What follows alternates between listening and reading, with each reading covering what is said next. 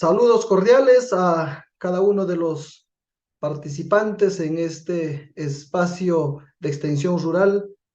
Le damos la cordial bienvenida a nombre del Centro de Innovación y Asistencia Agraria Campo Verde. Para nosotros es un gusto contar nuevamente con la presencia de cada uno de ustedes que se van conectando a través de nuestras redes sociales. Invocamos a nuestros participantes a compartir este evento. El día de hoy tocaremos un tema muy importante como es el sistema de riego y fertirriego en palto y cítricos. Para ello está con nosotros el ingeniero John Elvis Müller Vilca Gordillo, ingeniero agrícola, egresado de la Universidad Nacional de Trujillo, ex miembro de la Comisión Técnica del Agua del Colegio de Ingenieros de la Libertad, ingeniero de pozos y especialista de pozos en Sedapal del 2015 al 2022, finalizando tesis de maestría en Ingeniería de Recursos Hídricos en la Universidad Nacional Agraria La Molina. Actualmente se desempeña como gerente en el grupo Ingeniería Perú e IRL.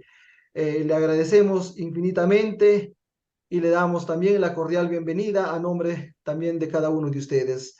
Sin más que decir, voy a dejar con ustedes al ingeniero John Vilca. Buenas noches, ingeniero. Adelante. Bu- buenas noches con todos.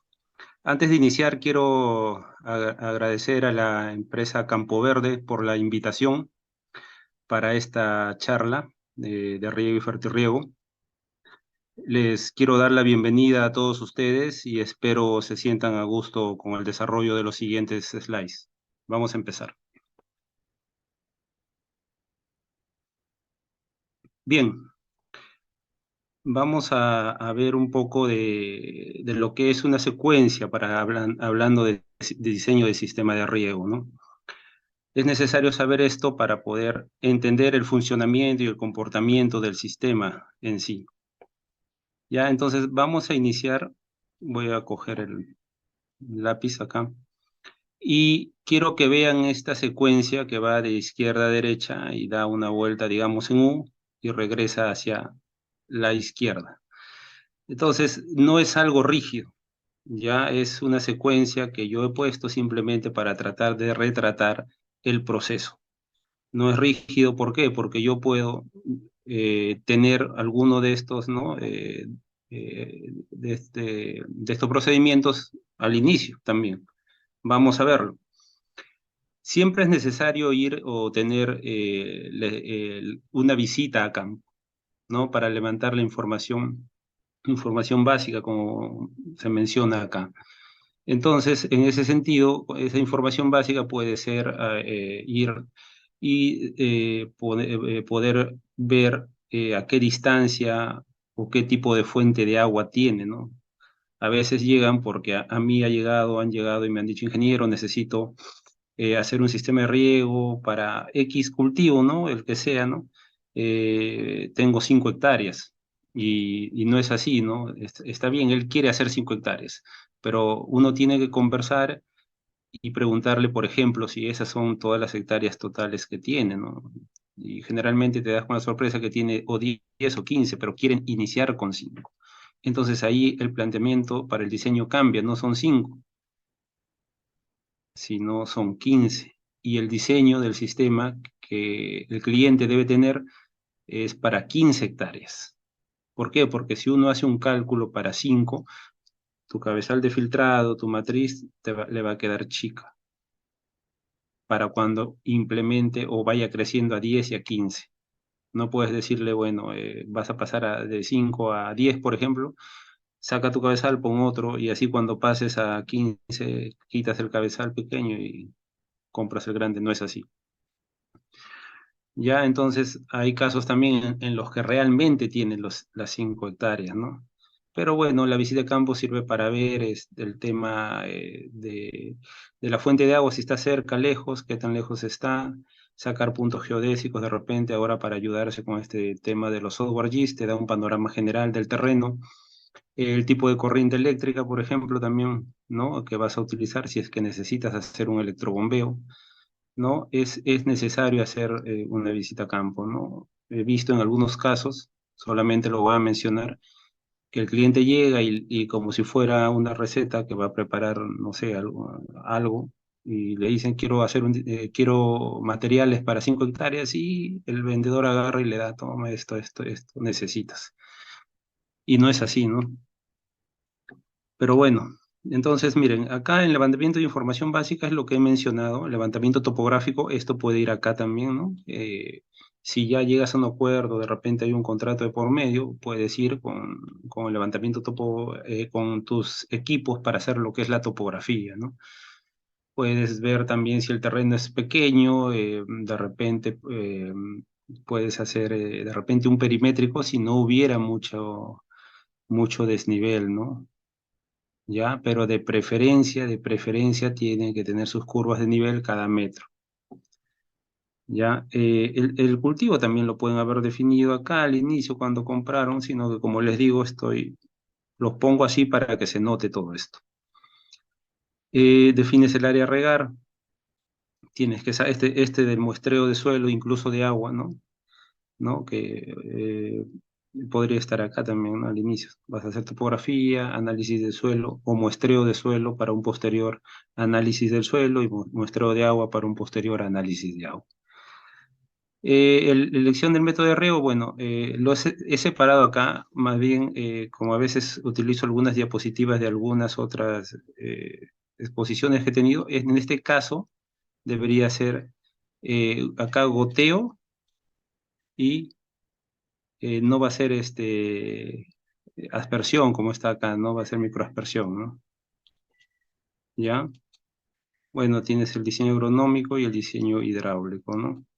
Y finalmente, bueno, dentro de eso tenemos lo que es el análisis de la red, cálculo de la electrobomba, combinación de 1, 2 diámetros, 3, 4, hasta 5, dependiendo si estás en un terreno plano o en una ladera, ¿no? Con la finalidad de poder eh, compensar la presión que vas ganando por topografía con el tema de la pérdida por fricción. Eso si quieres hacer un lote, si quieres hacer un lote con manguera no compensada, ¿no? Porque si no, tranquilamente puedes utilizar manguera autocompensada que comprende rangos desde 5 hasta 35 metros de columna de agua, ¿no?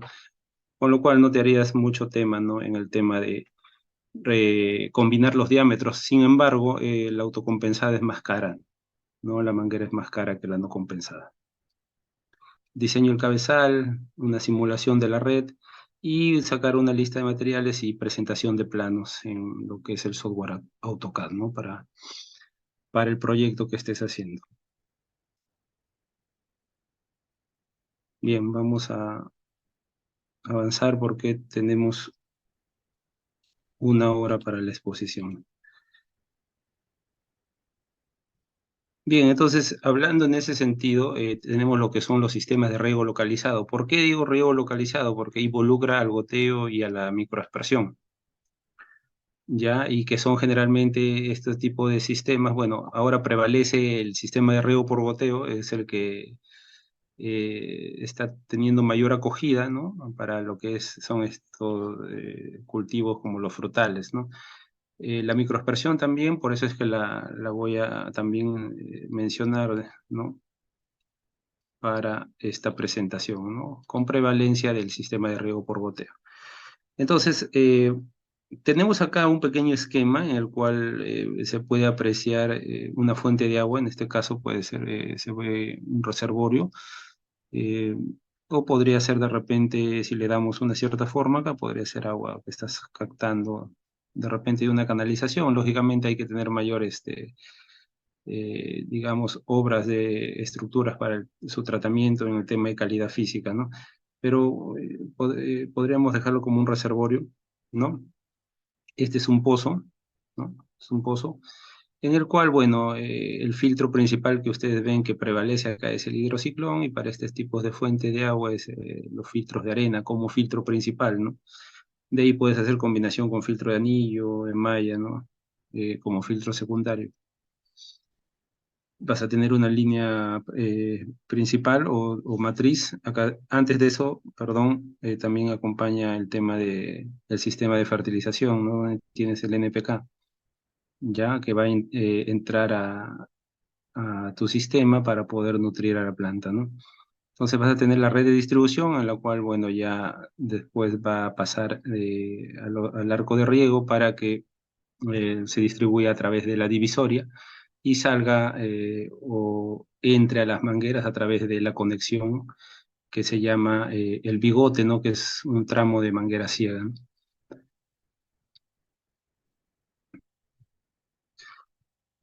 Voy a mostrar acá algunos proyectos que se ha hecho, ¿no? En temas de riego, en el cual, bueno, acá, esta parte tenemos una toma flotante dentro de un eh, reservorio y vamos a quedarnos con esta imagen, digamos, para hablar un poco más adelante del tema de la calidad de agua, hablando de fertilización, ¿no?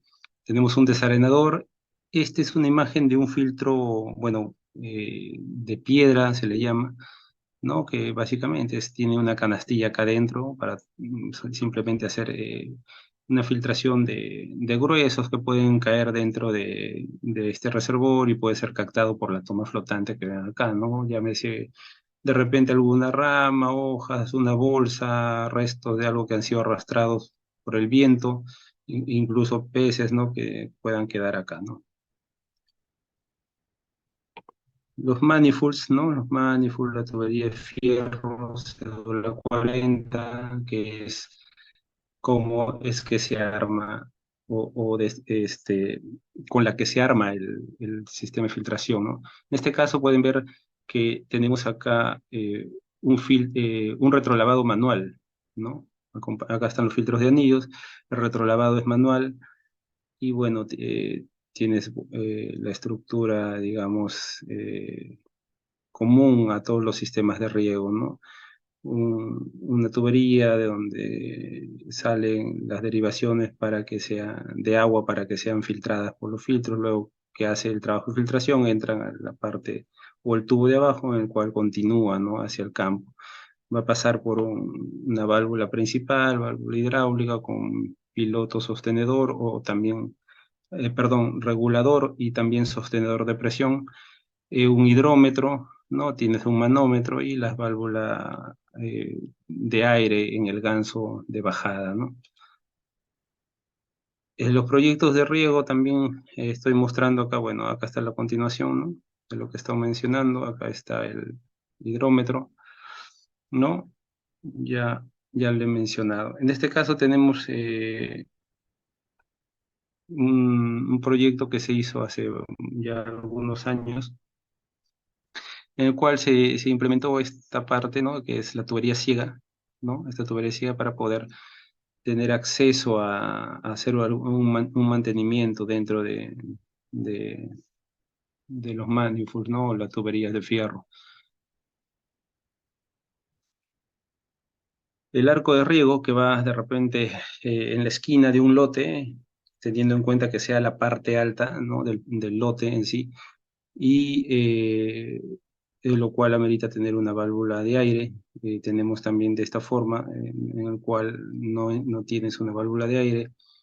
Tenemos lo que es la tubería principal o la matriz, que es la que ya lleva el agua o lo distribuye por el campo, ¿no? Eh, Acá, esta parte, digamos, se va a unir con a ver, acá el ganso de bajada, ¿no? Que está acá, a través de una transición que se llama buje con brida loca, ¿no? Donde ya esa brida loca empalma con la brida del ganso y el buje ya a través de una unión empalma con lo que es PVC, ¿ya? Entonces vamos a ver algunos conceptos para hablar de lo que es riego y fertirriego, ¿no? Es importante tener claro esto para poder hablar de fertilización o fertirriego, ¿no? ¿Por qué es importante el suelo? ¿Por qué es importante el suelo? El suelo es importante porque Bueno, primeramente, ¿el suelo qué es? ¿No? Nos vamos a quedar, hay una definición acá más extensa, pero nos vamos a quedar con esta pequeña. El suelo es una serie de partículas de distinto material y tamaño, así de básico. Entonces, ¿por qué es importante este estudio, no? Porque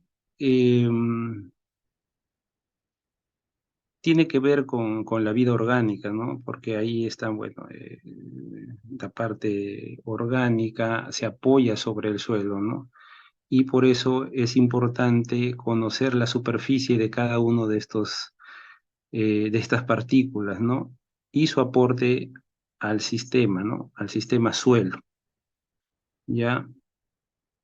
Entonces, como les digo, necesitamos conocer la superficie de cada una de estas partículas, o la superficie que en sumatoria hacen todas estas partículas, ¿no? Ah, entonces, ya sabemos o notamos que nos interesa saber cuánta de esta superficie hay, ¿no? Ahora, cada una de estas partículas sabemos que es muy pequeña, ¿no? Así que la superficie que está aportando también es pequeña. Sin embargo, como hay millones, ¿no? de estas partículas, eh, voy a tener una gran superficie, ¿no? ¿No? Porque si yo, por ejemplo, cojo, por ejemplo, un par de centímetros cúbicos de suelo, en ese par de centímetros cúbicos de suelo puedo tener muchos metros cuadrados de superficie, ¿ya? Y esto depende de cuánta arena, limo o arcilla tenga, ¿no?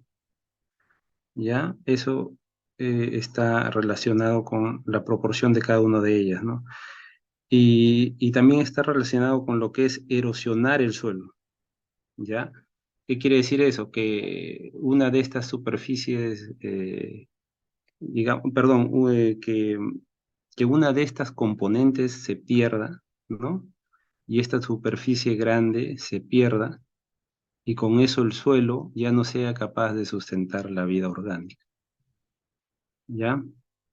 Entonces, esto es motivo de un diplomado más, algo más extenso que vengo dictando también, eh, pero básicamente eh, esto se empieza a idealizar o se generan modelos matemáticos de cada una de estas partículas, ¿no? Para llegar a tener la sumatoria total, ¿no? de la muestra y ver cuánta área tenemos. Entonces, esto lo voy a poner así brevemente para no demorar porque el tiempo es corto, ¿no? Generalmente, acá están los tamaños de las partículas de arena y de limo y arcilla, pero la arena y tanto la arena como el limo se idealizan como una esfera, ¿no? Y acá en la arcilla, bueno, realmente no lo estoy haciendo a escala, la arcilla es más pequeña, pero si lo hago más pequeña que el limo, no se va a notar, ¿no? Así que tomen en cuenta estas dimensiones, ¿no? Que están acá.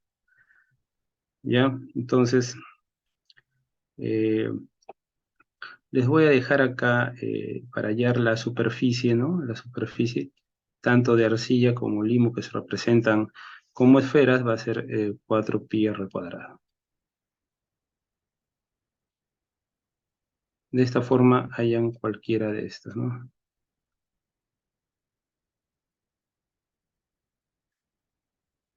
Ya, y acá se tomaría de la siguiente forma, ¿no? Por ejemplo, si esto es L, ambos lados van a ser L y acá yo voy a tener una altura H o un espesor, ¿no? Que le puedo poner E también, ¿no? En este caso, bueno, yo sí quiero calcular la superficie, hablando de superficie, ¿ah? No de área. Perdón, hablando de superficie, podemos decir que se va a calcular de la siguiente forma. Vamos a tener que sacar eh, la superficie de cada una de las caras. En este caso tenemos la de acá, de arriba, que es igual a la de abajo, que está donde está apoyado, y estos 4 lados, ¿no? El que está acá atrás y el de acá, que no se ven. Con lo cual yo tendría que es 2 L al cuadrado y estos 4 serían 4 más 4 L por H, ¿no? ¿Por qué 2L al cuadrado? Si la superficie acá tiene el lado L y es un cuadrado, porque puesto que los dos lados son iguales, sería L al cuadrado, pero como hay dos, esta y la de abajo donde está apoyado, 2L.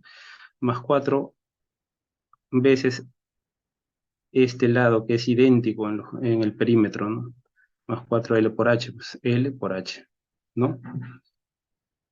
Ya entonces, no me puedo explayar mucho acá porque necesitamos avanzar, pero más o menos quiero que entiendan el concepto general de por qué es importante el suelo en este tema de riego y fertirriego, ¿ya?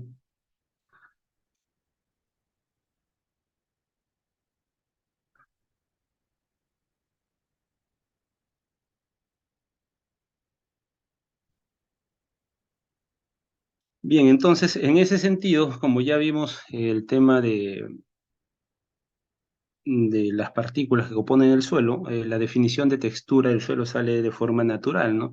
La textura indica el contenido relativo de partículas de diferente tamaño, como la arena, el limo y la arcilla, ¿no? Que están en el suelo. La textura tiene que ver con la facilidad con que se puede trabajar el suelo, la cantidad de agua y aire que retiene y la velocidad con la que penetra en el suelo y lo atraviesa. Básicamente eso. Esto, brevemente, es el triángulo textural donde, bueno, se da la clasificación del tipo de suelo que tienes, ¿no? Y básicamente se puede definir el tipo de suelo con los porcentajes que están ahí, ¿no? Acá, el suelo tipo A, una distribución de partículas de la siguiente manera: 30% arena, 40% limo y 30% arcilla. La arena entras en esta dirección, ¿no? Según el porcentaje, el limo en esta dirección y la arcilla así, ¿no? Para hacerlo brevemente voy a tener 30%, voy a tener que ver acá, estoy acá 30% y básicamente esto es así, ¿no?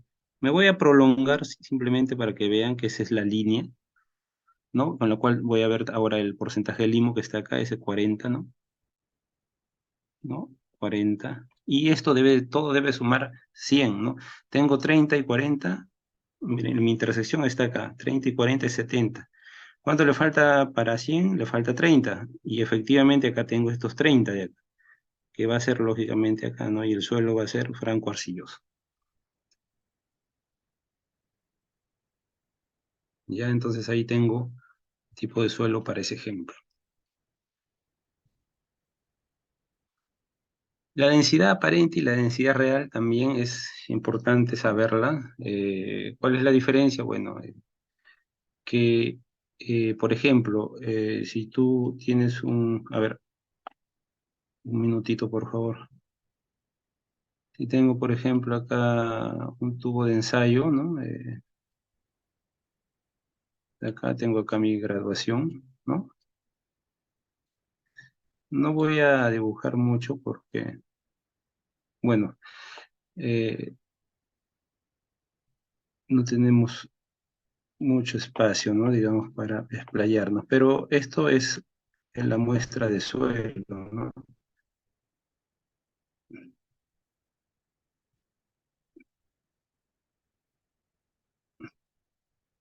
¿Qué pasa si uno da un pequeño golpe con el dedo acá, ¿no? Ahí da un golpe. Este suelo, al sentir el golpe, bueno, hace que sus partículas se reacomoden y acá hay un descenso del nivel. Ya, entonces, con esta idea, vamos a ver que la densidad aparente es la masa o el peso de la masa, mejor dicho, del suelo, de la parte sólida, entre el volumen sin compactar o considerando los espacios de aire, ¿no? Y la densidad real es la masa del suelo, ¿no? Entre el volumen ya compactado, ¿no?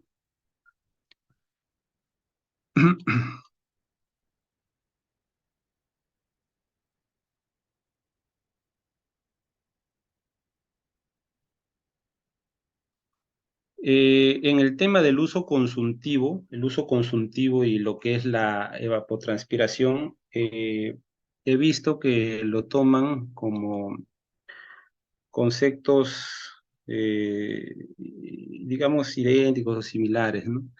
Bien, acá vamos a dar vamos a definir que no es lo mismo, ¿no? Son, digamos, en valores, digamos, aproximadamente iguales, pero no es lo mismo, ¿no?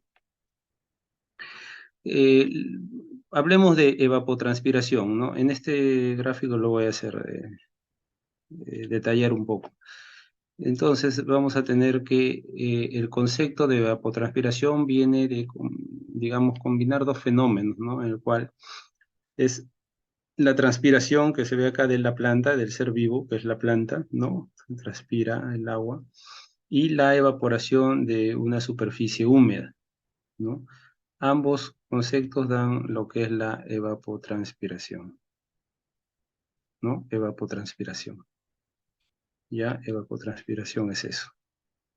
Ahora, cuando la planta está pequeña, y si nos vamos a este gráfico, ¿no? En el cual vamos a tener el índice de área foliar, que está acá, ¿no? En esta curva, y en esta curva azul que está más marcada con una área ploma, vamos a tener, ¿no? Que se hace referencia a la evaporación del suelo. Entonces, cuando la planta es pequeña, como pueden apreciar de repente acá, si tú ves desde la parte aérea, tienes mayor superficie de suelo desnudo, ¿no? Por lo tanto, tienes mayor cantidad de evaporación,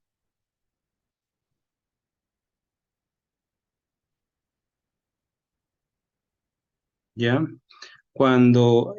Si ustedes notan, ahí estamos hablando de, a ver, estamos hablando acá de siembra. Cuando va creciendo la planta y se va acercando la época de cosecha, ya es una planta más grande, mayor porte, mayor área foliar, no hace mayor sombra al terreno, por lo tanto, lo que prevalece más es la transpiración que está acá arriba.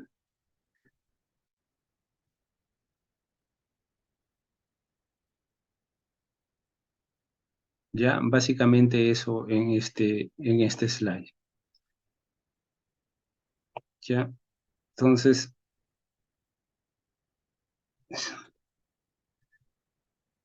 bien, entonces miren, hemos dicho que la evapotranspiración se puede considerar como dos procesos diferentes, ¿no? O digamos, es la consideración conjunta de dos procesos diferentes, la evaporación y la transpiración. La evaporación hemos dicho que es el fenómeno físico en el que el agua pasa de líquido a vapor. Podemos incluir la sublimación en ese sentido, ¿no? ¿Ya? Y em,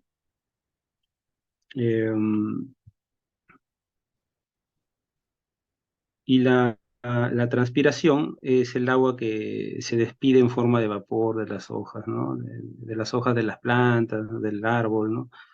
¿No? Y esta agua es la que es tomada por las plantas de forma natural del suelo, ¿no? ¿Ya? Ahora, vamos a avanzar un poco para ahí, en este lado, mencionar lo que es el uso consultivo. Entonces, si tú tienes la planta. A ver, mejor para no estar dibujando voy a retroceder y acá lo voy a hacer también, el uso consultivo, tomando esta imagen. Ya, entonces tenemos acá la planta que estamos regando, ¿no?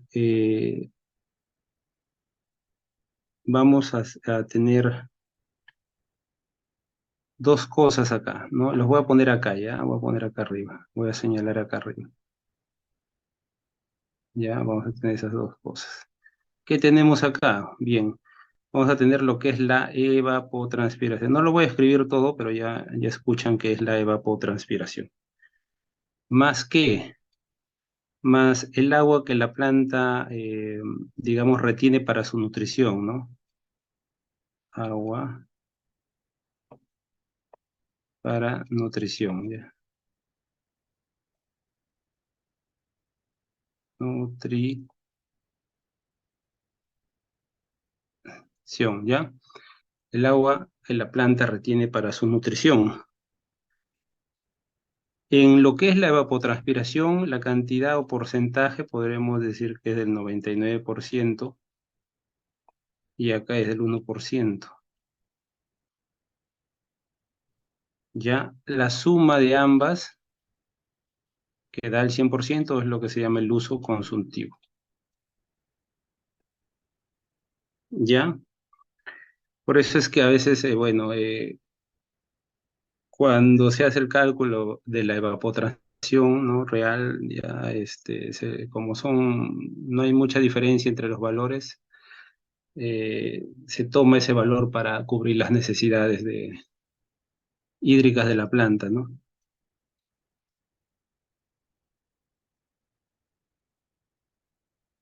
Bien, vamos a avanzar. Bien, entonces acá tenemos los factores que intervienen en lo que es el uso consultivo. Ya, entonces este es todo un tema bastante también extenso, en el cual, bueno, se habla hay que notar diferencias entre o qué tipos de artificios hizo la FAO para poder hacer que este cálculo de la evapotranspiración solamente dependa de las condiciones climáticas, ¿no? Porque realmente acá, como lo hacen notar, depende también del suelo, depende del cultivo. En el suelo vas a tener textura, estructura, cultivo, especie, variedad, ciclo vegetativo, agua, la disponibilidad, prácticas de riego, etcétera. Pero básicamente cuando calculamos, por ejemplo, la evapotranspiración del cultivo de referencia, nosotros nos quedamos con la parte climatológica nada más. Y en ese sentido hay varios métodos, ¿no? El más conocido es el de Clement-Montier, de Hargreaves, Thorwine, etcétera, ¿no? Hay varios. Hay un slide más adelante donde se aprecian los diferentes métodos que existen, ¿no? En ese sentido, esto depende de, bueno, de lo que es la precipitación, la temperatura, ¿no? Voy a poner temperatura. Eh, Puede ser viento, ¿no? Viento, la radiación solar, humedad y latitud, ¿no? ¿Ya? Entonces, de esos factores depende.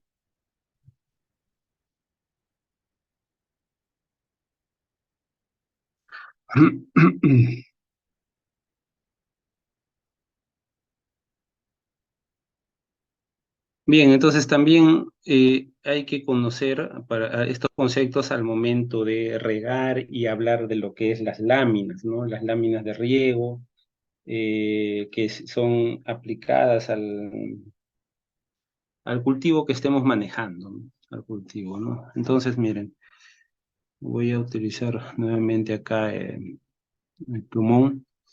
Entonces, voy a usar este esquema, ¿no? Que me parece el más visual, ¿no? El resto significan o representan lo mismo, pero este me parece más visual, ¿no? Para que puedan entender, ¿no?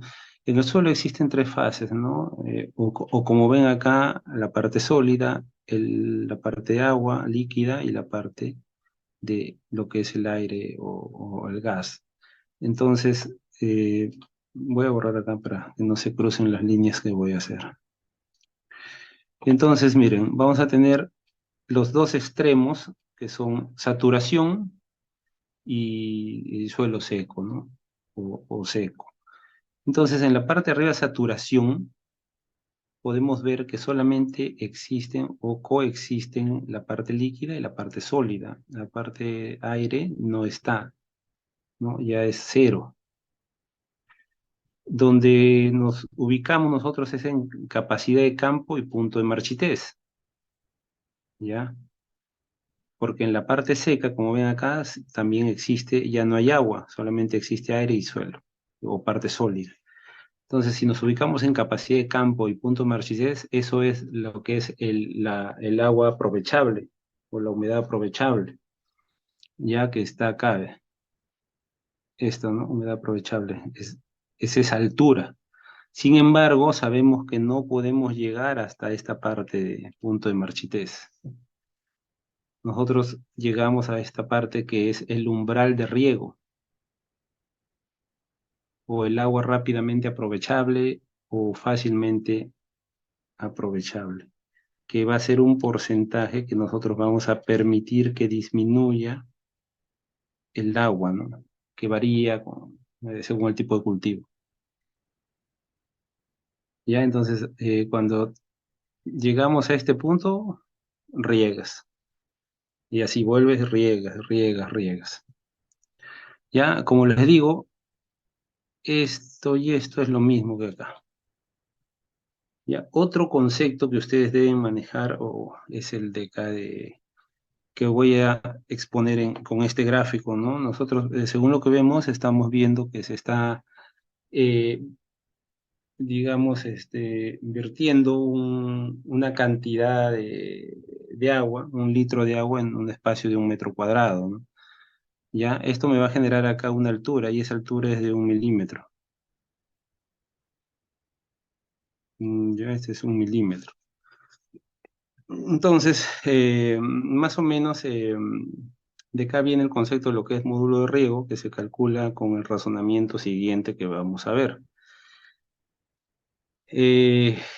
Una lámina de 1 milímetro de agua por día en 1 hectárea, ¿a cuánto equivale? Eso, bueno, si tenemos en cuenta esto que ya hemos visto, vas a tener que 1 hectárea, ¿no? Es 100 por 100 metros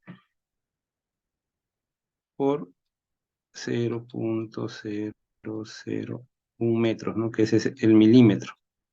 Entonces, esto, ¿no? Si tengo 3 ceros, 2 ceros, perdón, acá a la derecha, y acá los otros 4 ceros, voy a eliminar 3 de acá con estos 3 de acá, ¿no? Por lo cual me va a quedar 10 metros cúbicos,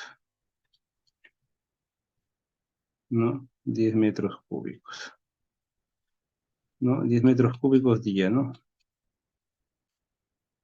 Día, lo cual me representa a mí en litros, sería 10.000 litros al día, ¿ya? 10.000 litros al día. Sabemos que un día tiene 24 horas, ¿no? Y hay una constante que ustedes lo pueden hallar, digamos, se usa bastante, que sale de multiplicar 24 por 60 y por 60, ¿no? Lo cual hace 86.400 segundos. 86.400 segundos. ¿Ya? Ahora, como es por hectárea, ¿no? Según lo que mencionamos, ¿no? Al inicio, por hectárea, voy a tener que esos 10.000 litros al día, ¿no? Lo voy a dividir, voy a poner acá los 10.000 entre estos 86.000, ¿no? 400 segundos.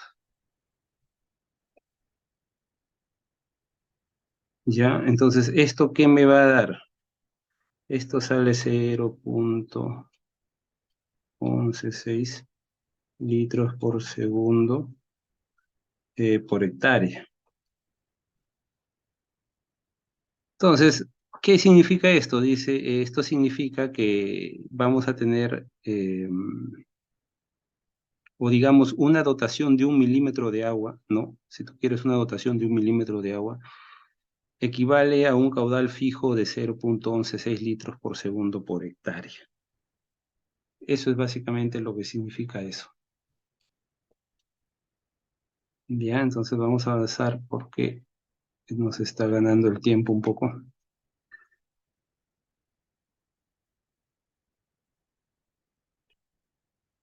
Bien.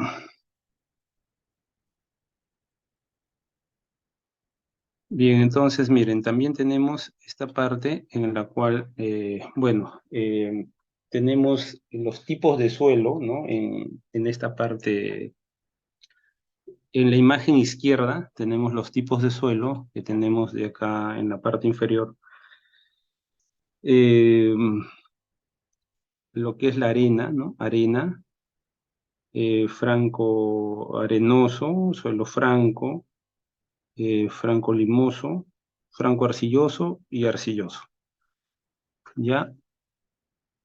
Y acá tenemos los porcentajes de volumen del suelo, ¿no? Entonces acá tenemos el límite, el total, mejor dicho, el total de agua, ¿no? Almacenable, y el límite superior también, ¿no? El límite inferior de lo que es el agua, ¿no? El agua que pueden almacenar.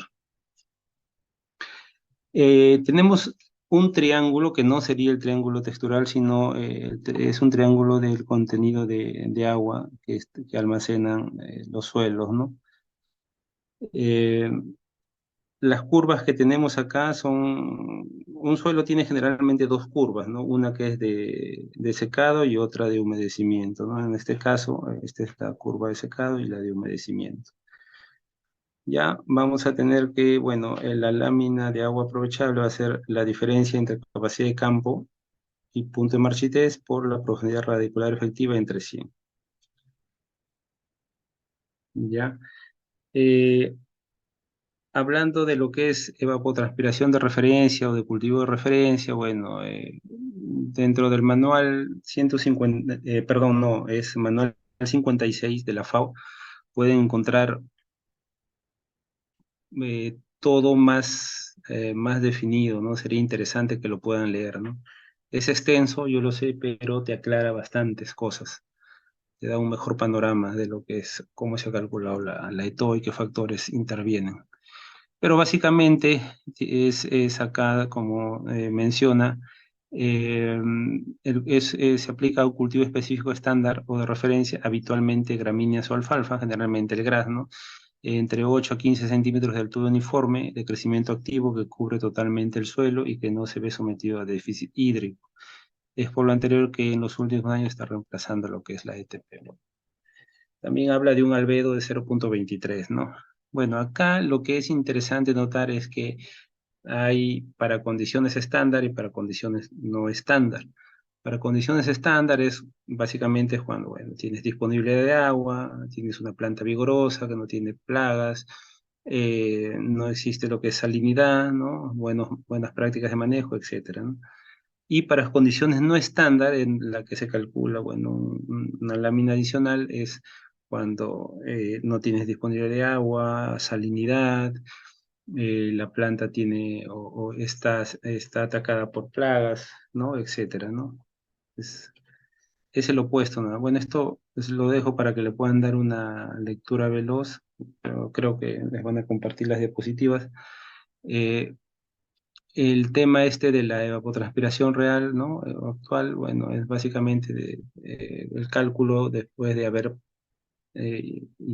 o haber intervenido ciertos factores, ¿no? Como el de localización, el factor climático y el de advención, ¿no? Entonces, el coeficiente de cultivo, bueno, es, es el Kc que representa eh, digamos, la cantidad de agua según la etapa fenológica, ¿no? Ya, según la etapa fenológica del cultivo que estén, digamos, produciendo, ¿no?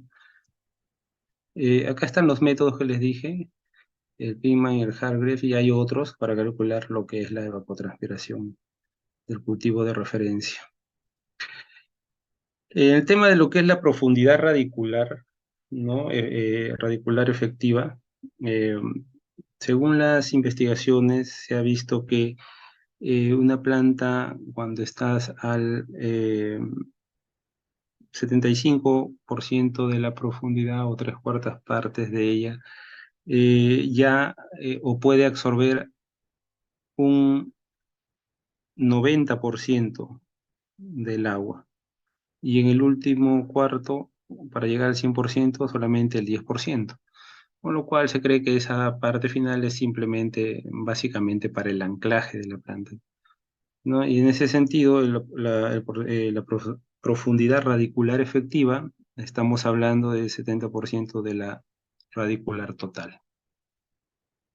Ya, bueno, esto básicamente el tema de la planta, que bueno, no lo voy a, digamos, tocar a fondo, simplemente mencionaré que acá hay temas de presión osmótica, ¿no? Para poder inducir al agua que entre dentro de las raíces y acompaña lo que es el tema de la capilaridad, ¿no? Que se encuentra con una columna de agua que trata de hacerlo descender, pero finalmente logra llegar a la parte de la hoja para ser eh, intercambiada con el medio ambiente, ¿no? En forma de vapor. Bueno, este es un tema más lo he colocado acá porque, bueno, con esto hago el método de Hargrave, se descarga imagen, algunas, digamos, data satelital, ¿no? Con el cual se completa esta tabla, ¿no? Pero ya es, digamos, apartarnos un poco del tema, que es importante, pero bueno. Eh, Acá están cómo se calculan las necesidades netas de riego, acá ahí están los métodos, ¿no? Se tienen que hacer los tres métodos para el tema del coeficiente de localización y el de variedad climática simplemente te dice que multipliques por un factor de entre 1,15 a 1,20 y para el coeficiente o la variación por advención que les mencioné, utilizas este gráfico. Nada más donde acá está el número de hectáreas, las curvas son del tipo de cultivo y te da el factor acá, ¿no? Cuando intersectas, ¿no? Según el número de hectáreas, intersectas la curva y te vas a la izquierda y te da el factor. Eh, Esto es cómo se calcula lo anterior, el porcentaje de sombras. Ya no nos vamos a detener mucho ahí porque eh, estamos un poco contra el tiempo. Poco más de lo que es este cálculo del diseño del sistema de riego, ¿no? Entonces, vamos a ver lo que es la producción de cítricos y sabemos que el objetivo de cualquier empresa o agricultor, bueno, es básicamente es tener una alta productividad, ¿no? Yo creo que todos, así, bueno, así no seas empresa como agricultor, ese es tu prioridad, ¿no? Tener alta producción, ¿no? Que, bueno, te va a traer un buen beneficio, ¿no? Eh, Generalmente, según los tipos de suelo, ¿no? Los cítricos se producen en diferentes tipos de suelo, variando desde arenosos hasta arcillosos, ¿no? En este caso, bueno, según el tipo de suelo vas a tener diferente capacidad de almacenamiento de agua, ¿no? Eh, el tema es preparar el suelo para que esté, digamos, con condiciones óptimas de drenaje, ¿no?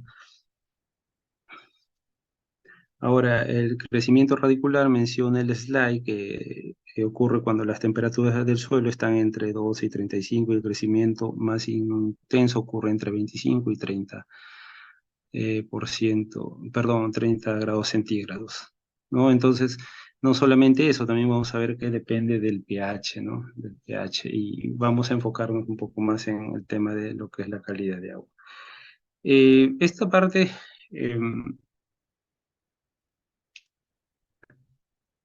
está ahí lo que yo podría mencionar. Lo dejo, creo que les van a compartir el PPT, si no lo dejo un momento para que después lo puedan de repente leer, ¿no? Porque básicamente voy a decir lo que está escrito ahí, ¿no?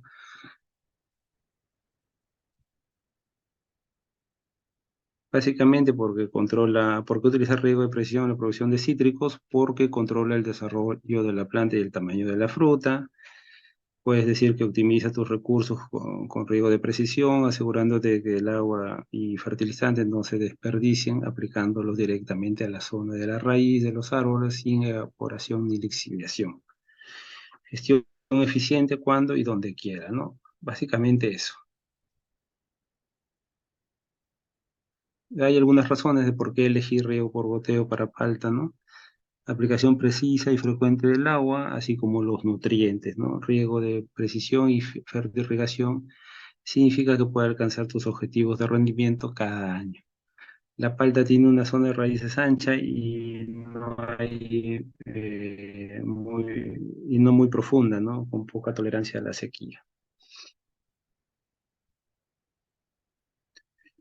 Bueno, esto creo que ya lo hemos venido tocando, ¿no?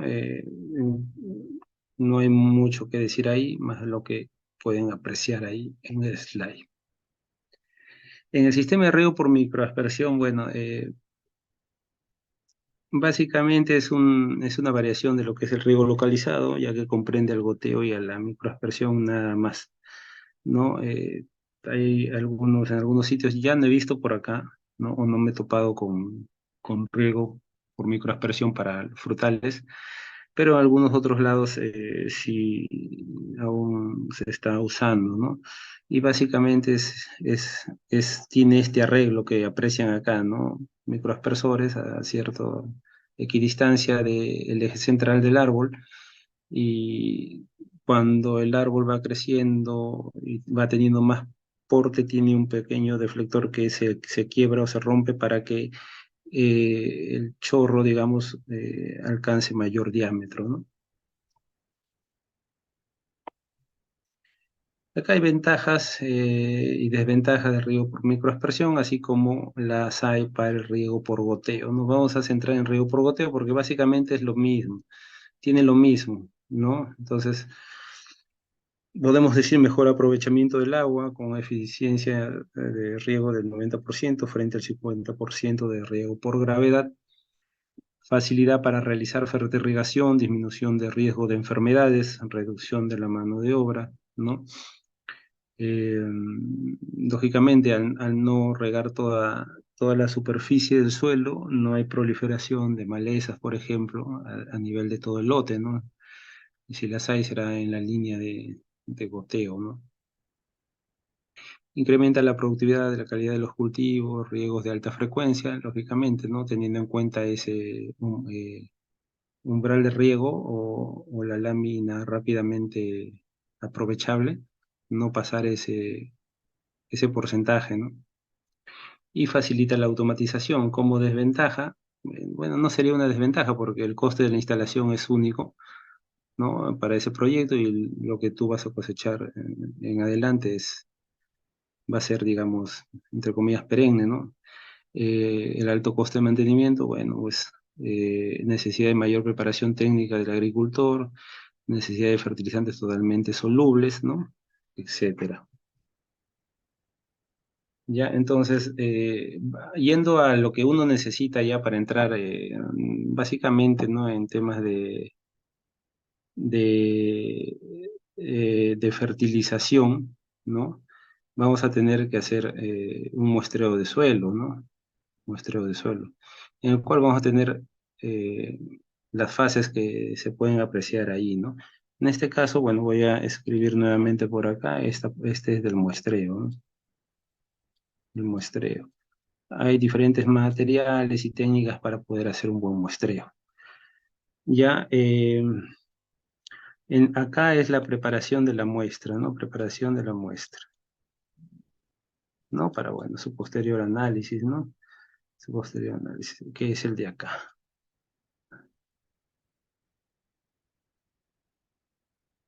Análisis, ¿no? Eh, Vamos a pasar a lo que es la interpretación ya, interpretación. Acá, bueno, unas recomendaciones. Y acá el seguimiento en campo, ¿no? El seguimiento, ¿no? Seguimiento. El seguimiento en campo. Bien, entonces, eso básicamente en lo que es diagnóstico de fertilidad de suelos. Mm, bueno, la interacción para el tema de la nutrición del aguacate, creo que vamos a pasar esto, bueno, ¿no? E ir a la influencia de la textura en el crecimiento de los cultivos. En este caso, para el tema del palto, em, por ejemplo, este es un análisis de resultados sometidos a diferentes texturas de palto. ¿no? Tenemos lo que es el suelo arcilloso, franco-arcilloso, franco-arenoso, arenoso, ¿no? Ya en el cual tenemos el, el total de biomasa, ¿no? En este eje Y, ¿no? En el cual se puede apreciar que en el suelo arenoso eh, tenemos esta, esta barra, ¿no? Que, bueno, y en el suelo franco arcilloso, las cuatro varían, ¿no? No hay coincidencia en ese sentido, y es lógicamente porque, bueno, tienen diferente cantidad o tamaño o volumen de espacio poroso, ¿no? En el cual la raíz no tiene que abrirse camino, serpentear, girar, eh, para tratar de romper esa estructura y poder, digamos, desarrollarse de la mejor forma, ¿no? Entonces también tenemos acá biomasa de raíces en las diferentes texturas, ¿no? Que vemos acá, ¿no? Ya. Entonces, para ir acá resumiendo un poco, podemos tener problemas de porosidad en suelos arenosos y arcillosos, ¿no? Entonces acá la porosidad versus los tipos de suelo, tenemos el suelo arenoso, el franco, franco-limoso, arcilloso, y franco-arcilloso y arcilloso. El color amarillo representan los microporos, perdón, macroporos y azul microporos, ¿ya? Entonces, en ese sentido, en el suelo que tiene tendencia arenosa va a haber mayor cantidad de macroporos, que es acá, ¿no? Entonces, ¿no? En esta línea, por ejemplo, la porosidad arriba del 30% es de preferencia para los arándanos y paltos, como dice, mayor al 30%, ¿no? Hablando de ese tipo de cultivos, ¿no? El cerezo y vides está mayor al 16%, el manzano 12%. Entonces hay ciertas condiciones que hay que cumplir también en el tema del pH dentro del suelo, ¿no? Necesitamos, digamos, estar entre valores digamos, de arriba de 5 hasta 6, ¿no? De repente 0,5, 0,8, 6, ¿no? Entonces, en el cual, digamos, el tema del nitrógeno se comporta, por ejemplo, en este sentido, por ejemplo, si estamos en este rango, ¿no? En este rango, perdón, entre 5,5 que sería acá, ¿no? Hasta 6, de repente un poco más, vamos a tener un buen comportamiento de nitrógeno, fósforo, potasio, azufre, eh, regularmente calcio y así magnesio. De hierro bien, de magnesio también bastante bien, boro, cobre y zinc. Si las condiciones varían más a la izquierda o varían más hacia la derecha, eh, varía el tema de la absorción, ¿no? de estos elementos, ¿no? En este caso acá tenemos las escalas muy débil, débil, fuerte, muy fuerte, ¿no? Bueno, esto lo pueden tranquilamente revisar cuando yo les alcance o les alcancen la diapositiva. Vamos a entrar ya al tema de la calidad de agua. ¿Por qué? ¿Se acuerdan cuando veíamos la toma flotante para succionar el agua hacia la filtración? Bueno, dentro de ese reservorio o sedimentador que podamos tener, eh, al estar el agua estancada, bueno, el agua, al no estar, digamos, circulando, ¿no?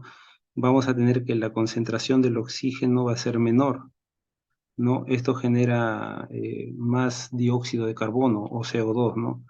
Con lo cual se puede variar en algo el pH, ¿no? Del agua, ¿no? Ya, entonces, cuando nosotros tenemos mayor concentración de CO2 en el agua, genera ácido carbónico. y, y esto va a generar una baja en el pH, ¿no? ¿Ya?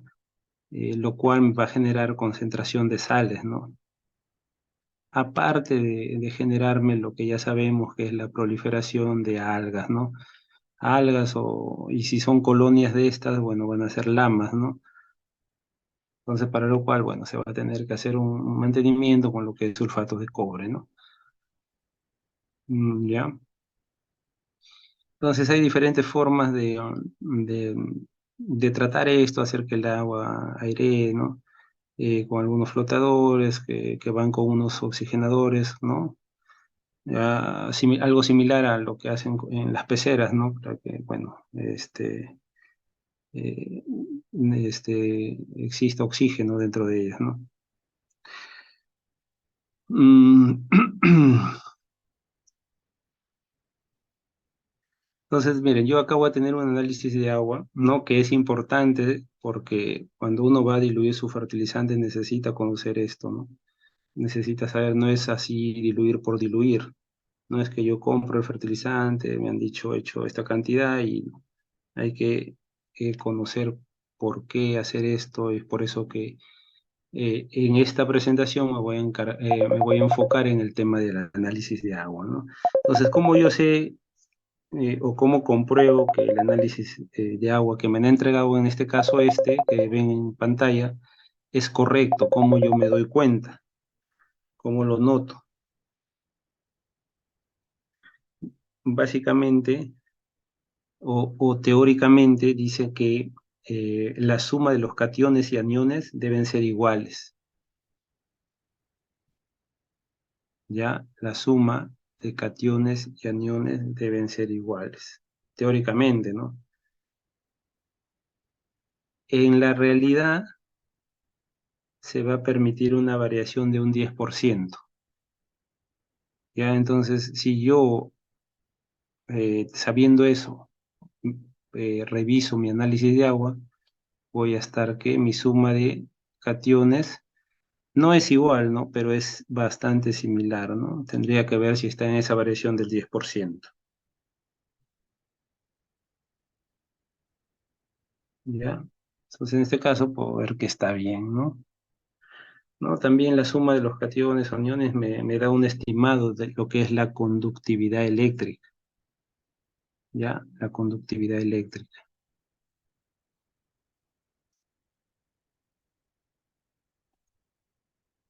Entonces, miren, como les decía, para preparar mi solución nutritiva, ¿no? Que va a ser agua más fertilizante. Esto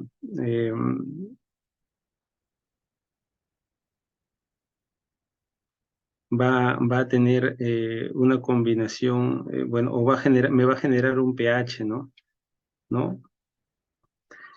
Entonces, yo para tratar de estar dentro de los rangos que quiero en la solución dentro del suelo ya, ¿no?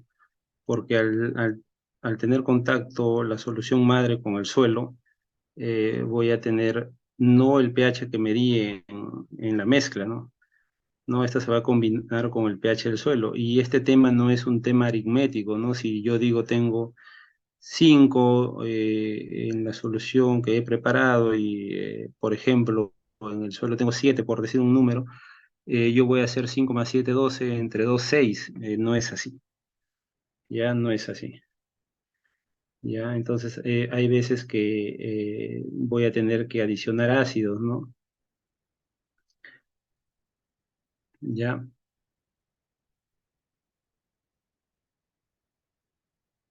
ya entonces,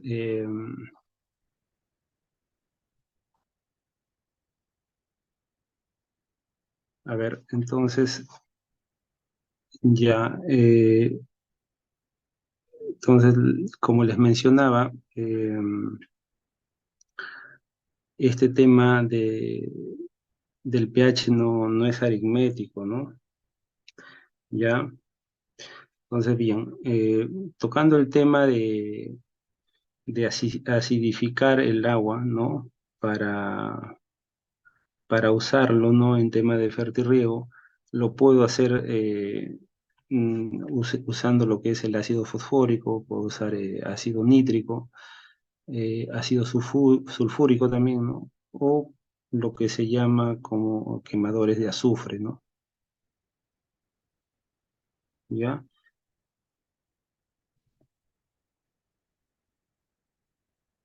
Ya en todo eso, bueno, mencionamos que se hace para tratar de llegar al pH de la solución del suelo que quiero, ¿no?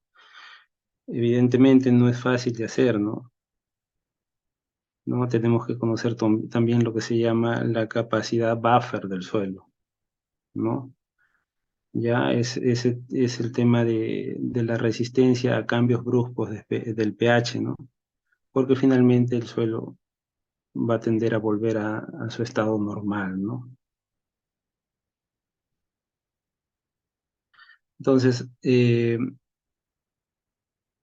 también es necesario en algunos casos, ¿no? Hacer uso de o cálculo de una lámina o fracción de lavado de sales, ¿no? Pero eso ya lo menciono ahorita porque creo que no lo mencioné en la parte cuando hablaba netamente de riego y el sistema de riego, ¿no? Entonces, en ese sentido, yo puedo mencionarles que, digamos, en cierto, no voy a decir más allá que fue en un vivero, ¿no? Se tenían niveles de sodio y cloro altos, ¿no? ¿Ya? Eh, Se propuso utilizar fertilizantes que elevaran menos la conductividad eléctrica, ¿no? ¿Ya? Para lo cual se utilizaba o se aplicaba una solución cálcica para regular el efecto dañino que tiene el sodio, ¿no? Y con riegos pesados, ¿no? Llámese la lámina de lavado, ¿no? ¿Ya? Entonces, hablando específicamente de algunos cultivos como el tomate y la pimienta, eh, hubo una mejora, ¿no? Y en alcachofa y papaya, por ejemplo, no hubo, ¿no? Presentaron igual quemaduras y bueno, en las papayas básicamente se morían, ¿no? Ya, eh, es bueno a manera de experiencia en ese sentido, ¿no? Entonces, miren, yendo nuevamente acá al análisis de agua para temas de fertilización, ¿no? O fertirriego, el agua, un agua de buena calidad, ¿no? Básicamente, en un agua de buena calidad, la cantidad de calcio debería ser el doble que la de nitrógeno, ¿no? Ya, una agua de buena calidad, ¿no? Perdón, la cantidad de calcio debería ser el doble que la de sodio, ¿no? Sodio, ¿ya? Entonces, miren, tomando en cuenta que esto es así, ya lo voy a rayar para que vean. Esta es una muestra, la otra es otra muestra y así, ¿no? En este caso, si tenemos calcio y sodio, ya deberíamos tener que el calcio debe ser el doble del sodio. Entonces, en ninguna cumple. Es más, acá el calcio es menor que el sodio en la muestra de agua 3. Ya es menor.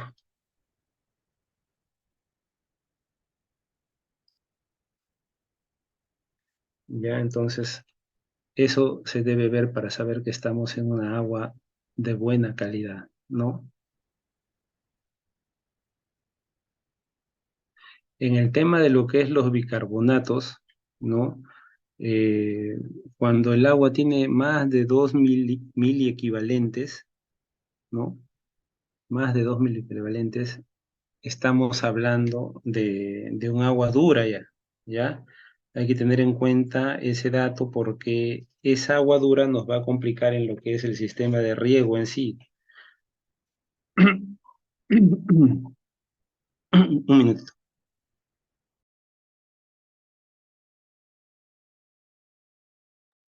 Ya, entonces, eh, hay que tomar en cuenta eso, ¿no?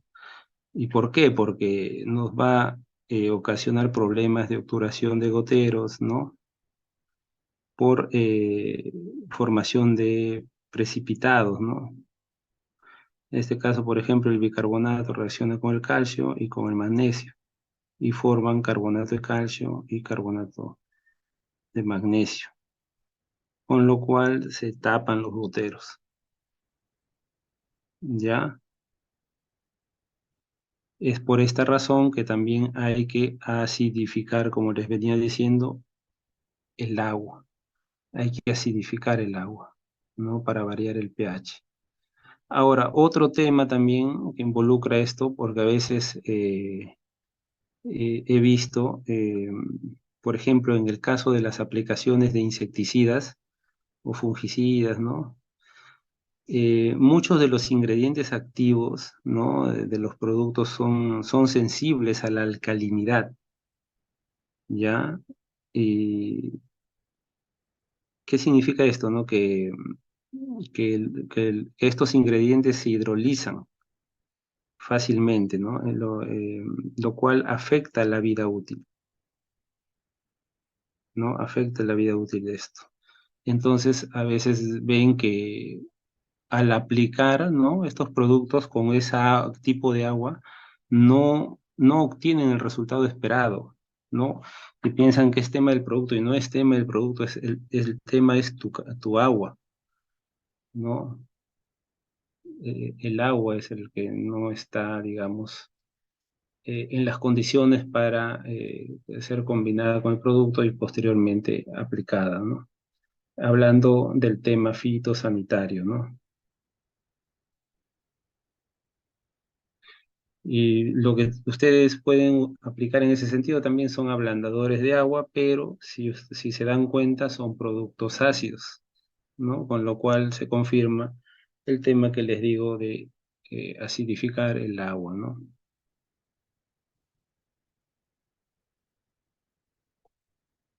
Entonces también hay que ver el contenido de sulfato que tiene el agua, ¿no?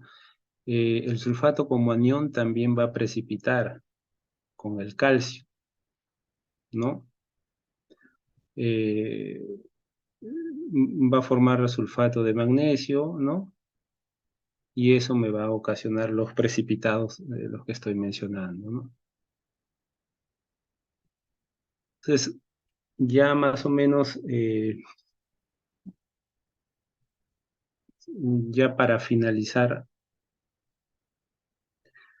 eh, me voy a quedar ahí porque ya el tiempo nos ha ganado, ¿no? Realmente es un tema que necesita más tiempo, pero si tuvieran alguna consulta me la hacen saber. Por mi parte, voy a terminar con este slide. Gracias. Muchas gracias, ingeniero. Una pregunta. Acá nos dicen buenas noches. Eh, ¿Cómo medir cuánta agua necesita una planta? Ya, a ver, eh, tienes que tener en claro tu marco de plantación. Generalmente esto se aplica para frutales, ¿no? En mi caso yo lo aplico a frutales, ¿ya? Por ejemplo, no sé si acá se nota, a ver, voy a retroceder un poco, ¿no? Acá, a ver, bien, no lo he puesto acá, pero en este caso yo tengo, por ejemplo, acá el marco de plantación para la palta que elegí acá, ¿no? Ya, marco de plantación para la palta. Si me dan un minuto y para hablar con datos precisos, voy a, voy a buscar, brevemente nada más, porque esta es la plataforma de Campo Verde y no quiero mostrar de repente algo que no es propio de ellos, ¿no? Rapidito nada más para contestar esto. Por ejemplo, hablando específicamente de palta, ¿no? y para las condiciones climáticas, ¿no? que voy a tener en mi terreno, propio del cálculo que yo haga, ¿no? Entonces, puedo decir, acá está, ya, acá está. Bien, entonces mira, ve, para mi árbol, en las condiciones teniendo mi ETO, ¿no? De 5,27 para el mes que me genera máxima demanda, yo voy a tener una dotación en litros por árbol al día de 96,14. ¿Ya? Ese es como dato que te puedo dar, ¿no? No es siempre así, puede variar, ¿no? Según el tipo de suelo, condiciones climáticas, etcétera.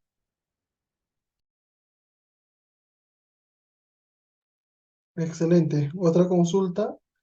Dice, en caso del nitrato de calcio, ¿está recomendado preparar por separado o se refiere al preparado al tanque en general de la mezcla?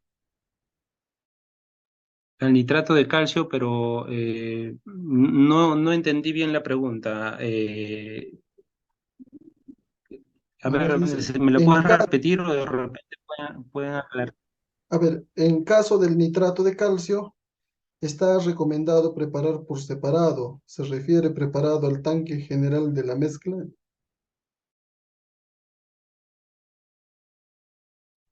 Claro, el nitrato es en la solución madre, ¿no? En el tanque, en la mezcla, en el tanque del sistema de fertilización. Bien, ingeniero, esas serían todas las preguntas que nos han escrito hasta ahora. Muchísimas gracias, a usted por esta ponencia. Como usted dijo, hay mucho por hablar. A veces el tiempo es bastante corto, los temas son amplios. Seguramente volveremos en una próxima oportunidad con temas puntuales interesantes como esta. Muchísimas gracias. Le agradecemos en nombre de cada uno de los participantes, esperando una próxima oportunidad de estar nuevamente enlazados con usted. Muchas gracias, ingeniero. Muy amable. Listo, gracias a ustedes. Hasta luego.